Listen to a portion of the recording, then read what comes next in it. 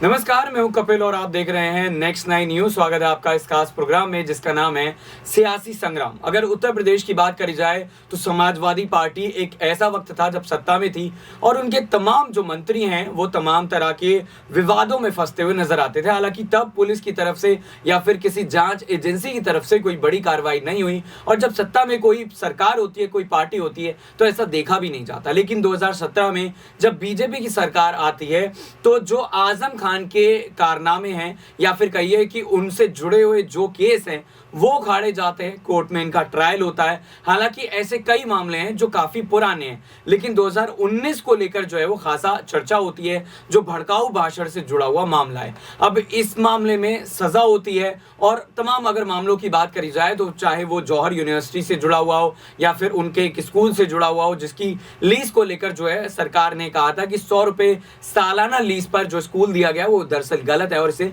वापस ले लिया गया है। तो आजम खान की अगर बात करी जाए उनके एग्रेशन की तो एक ऐसा वक्त था जब वो ये कहते थे डीएम साहब से, यानी कि जो डीएम थे रामपुर के, कि मैं आपसे जूते साफ करवा लूंगा और मैंने तमाम जो बड़े बड़े डीएम है, आला अधिकारी, उनका नाम नोट कर लिया है, यानी कि हमारी सरकार आएगी तो इनसे बदला लिया जाएगा। लेकिन बदला तो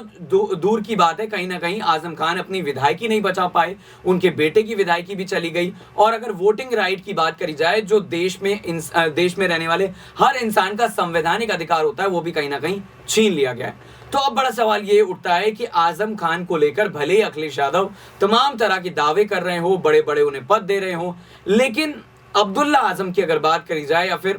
खान परिवार की बात करी जाए तो कैसे ये आगे यूपी की सियासत में बढ़ता हुआ नजर आएगा। क्योंकि अभी की अगर बात करी जाए तो देखिए रामपुर में जो है उपचुनाव होते हैं और आजम खान हार जाते हैं। अब्दुल्ला की अगर बात करी जाए तो स्वार सीट से वो विधायक थे, उनकी विधायकी चली गई है और कहीं ना कहीं ये भी माना जा सकता है कि आने वाले कुछ सालों में अखिलेश यादव आजम खान से किनारा कर सकते हैं। तो क्या आजम खान अब अपनी पार्टी बनाने के बारे में सोच रहे होंगे? क्योंकि अगर ऐसा होता है तो कहीं ना कहीं आजम खान भले ही एक्टिव ना रहें, लेकिन अब्दुल्ला को इसका बड़ा फायदा आने वाले कई सालों बाद ही सही लेकिन हो सकता है। तो इन्हीं तमाम सवालों को लेकर चलेंगे मेरी सहयोगी कशिश के पास और ये जानने की कोशिश करेंगे कि क्या उनकी पार्टी अगर बनती है तो इसका सियासी फायदा कैसे हो सकता है। तो पहला सवाल यही रहेगा, क्या पार्टी बनेगी और अगर बन जाती है 1% अगर मान लिया जाए कि बन जाती है तो उसका सियासी फायदा कैसे ले पाएंगे अब्दुल्ला? देखिए, यहाँ पर अपनी पार्टी बनाने के लिए आजम खान को बहुत समय चाहिए और जिस तरीके से उनकी उम्र लगातार बढ़ती जा रही है तो वो थोड़ा मुश्किल नजर आ रहा है। लेकिन चलिए मान लेते हैं एक बारी को कि अपनी पार्टी बना भी ली आजम खान ने यहाँ पर,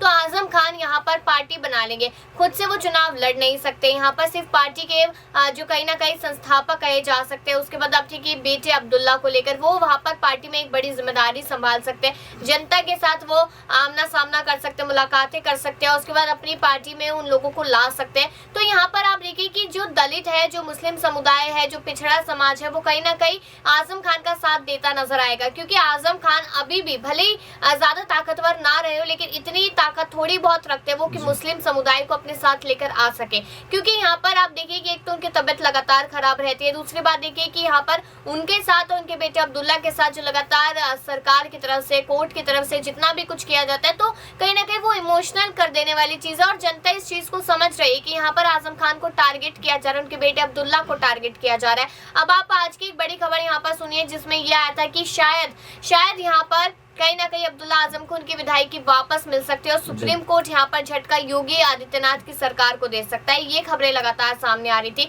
तो इससे आजम खान के परिवार को एक खुशखबरी मिलती नजर आएगी। मानहानि का केस है, मानहानि का केस हर किसी नेता पर लगता है, हर कोई नेता कोई ना कोई हेट स्पीच देता ही देता है। लेकिन बात यह है कि अगर जो विपक्ष में है उसको साधा जाए और उसी तरीके से पहले आजम को, फिर अब्दुल्ला को, और अब्दुल्ला की माँ तंजीन फातिमा तो लगातार यही कहती नजर आती है कि हम बदनसीब माँ बाप है जो अपने बेटे को अपना नहीं कह पा रहे क्योंकि 2 प्रमाण पत्र की वजह से। तो यहाँ पर सुप्रीम कोर्ट में जब गए तो सुप्रीम कोर्ट ने कहा इस मामले में कि आपने निचली अदालत में क्यों अपील नहीं की, तो उनके वकील कहते हैं कि हमने वहां की और इस मामले को उन्होंने लंबा खींच दिया इस वजह से। लेकिन अगर देखा जाए इस मामलों को साइड में रख के अपनी पार्टी बनाने पर, तो जिस तरीके से मैंने शुरुआत में बताया कि अपनी पार्टी बनाते हैं तो कहीं ना कहीं उन्हें सियासी फायदा होगा और हो सकता है फिर कोई और पार्टी उनके साथ हाथ मिलाने के लिए कहे। बिल्कुल, कोई और पार्टी जो है वो अब्दुल्ला आजम की पार्टी के साथ हाथ मिला सकती सकती है, गठबंधन हो सकता है, चुनाव लड़ा जा सकता है। क्योंकि यूपी की अगर सियासत की बात करी जाए तो उत्तर प्रदेश में योगी सरकार है, योगी सरकार दूसरी बार आई है, और अखिलेश यादव की अगर बात करी जाए तो वो तमाम तरह की कोशिश कर रहे हैं कि कैसे भी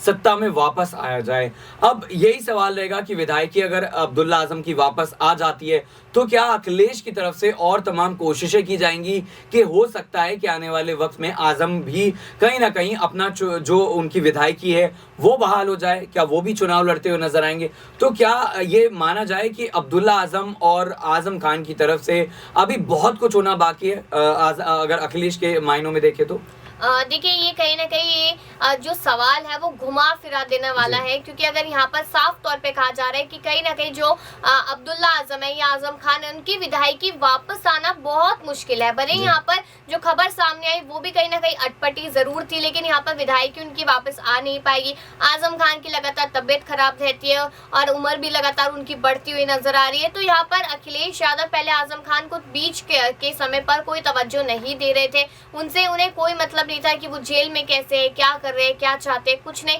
अचानक से जब खबर यहाँ पर सामने कि उन्हें राष्ट्रीय कार्यकारिणी में महासचिव का पद दे दिया गया, तो ये जनता के लिए काफी ज्यादा खुशी वाली बात थी कि आजम खान को उन्होंने इंपॉर्टेंस दी। लेकिन आप देखिए कि अब यहाँ पर अगर एक बार फिर से आजम खान इसी तरीके से फंसते हुए नजर आते हैं या फिर अब्दुल्ला आजम और बुरी तरीके से फंसते, तो यहाँ पर अखिलेश यादव कहीं ना कहीं उनसे किनारा करते नजर आएंगे, क्योंकि अब अखिलेश को ये लग रहा है कि अब उन्हें आजम की या किसी और की जरूरत नहीं है। उनके पास शिवपाल और शिवपाल ही उनकी अच्छी खासी जीत करा सकते हैं, क्योंकि मेरे को नहीं लगता एक मैनपुरी जीत कर आप ये सोचे कि आप पूरा उत्तर प्रदेश जीत सकते हैं, तो ये कहीं ना कहीं उनकी सोच गलत है। जीतने के लिए आपको पूरे टीम की जरूरत होती है, और उस टीम में यहाँ पर सारे लोग कहीं ना कहीं अभी कमजोर ही पड़ते नजर आ रहे हैं। जी कशिश, आपसे इस डिबेट का खास और अंतिम सवाल ये रहेगा कि 2024 का जो चुनाव होने जा रहा है उसमें आजम खान कोई भूमिका निभाते हुए अखिलेश के लिए नजर आ सकते हैं, या फिर उनके रहने का कोई खास मतलब नहीं है, भले ही वो फिजिकल तौर पर पार्टी में कोई पद संभाल रहे हो, लेकिन वोट बैंक में कोई फर्क नहीं पड़ेगा? देखिए, वोट बैंक में ज्यादा फर्क इसलिए नहीं पड़ेगा क्योंकि अब आजम खान का एक समय था जब उनकी तूती बोला करती थी, लेकिन अब वो समय कहीं ना कहीं डाउन होता हुआ जा रहा है। और आप देखिए कि आजम खान हो गई या शिवपाल हो गई या अखिलेश हो गई या मायावती हो गई,